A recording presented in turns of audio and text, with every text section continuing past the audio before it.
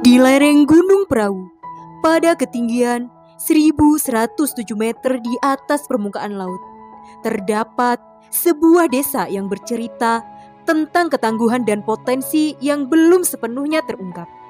Sebuah desa yang bernama Ngargosari. Desa Ngargosari merupakan desa terluar di wilayah Kecamatan Sukorejo, Kabupaten Kendal, Provinsi Jawa Tengah.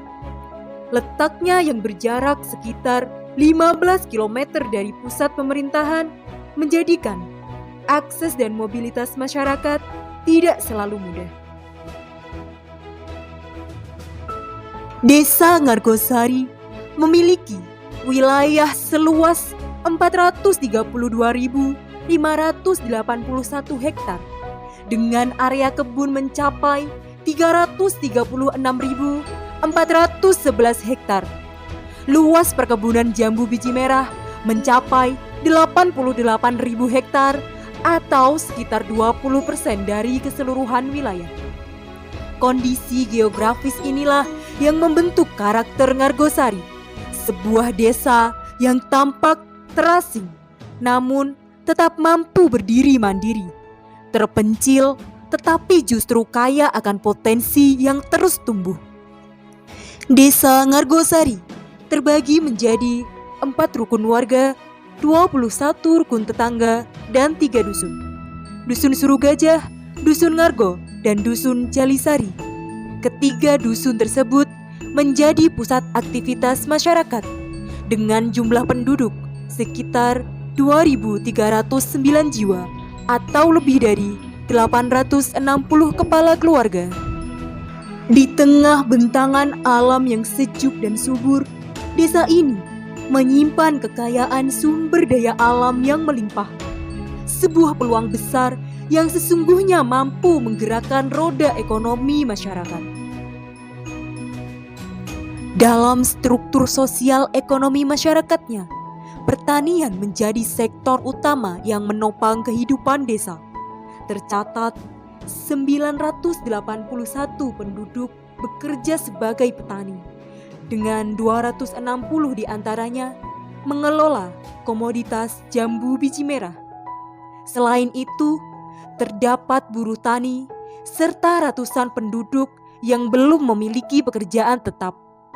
Data tersebut menunjukkan bahwa hampir seluruh roda perekonomian desa bergantung pada sektor pertanian. Jambu biji merah merupakan komoditas unggulan yang memiliki luas tanam mencapai 88.000 hektar. Dalam sekali panen, hasil yang diperoleh dapat mencapai lebih dari 20 ton. Sisanya hanya menjadi limbah karena belum adanya sistem pengolahan pasca panen yang memadai. Padahal, jambu biji merah memiliki peluang besar untuk diolah menjadi berbagai produk yang bernilai tambah. Untuk menjawab itu semua, tim PPK Ormawa Himatika Universitas Muhammadiyah Semarang hadir membawa 3 inovasi besar. Pertama, pengolahan jajan jambu. Melalui kegiatan ini, kami mendampingi para petani, istri petani, dan remaja berusia minimal 17 tahun untuk mengolah jambu biji merah menjadi berbagai produk bernilai jual tinggi seperti kerupuk jambu, keripik jambu, dan stik jambu. Kedua, seduhi. Kami memberikan edukasi dan praktik pengolahan daun jambu biji merah menjadi produk herbal berupa teh. Ketiga, getas hijau.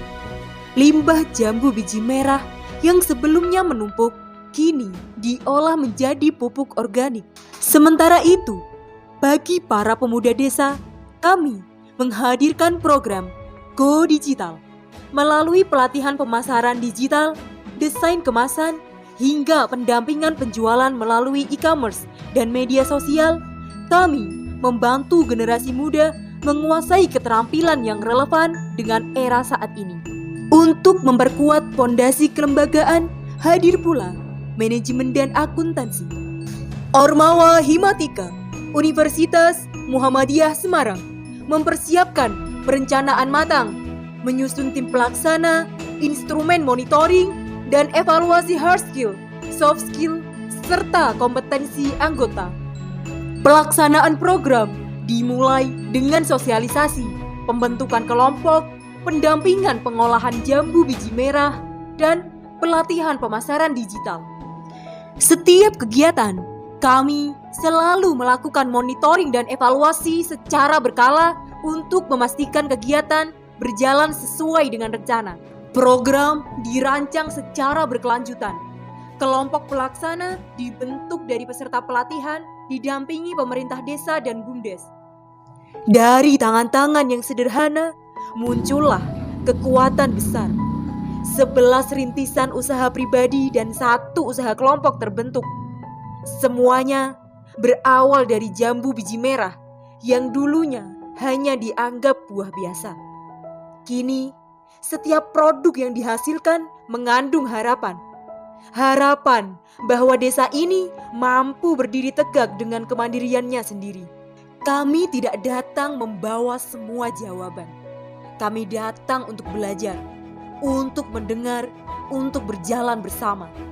Dan kami pulang dengan karya yang akan terus hidup di desa ini.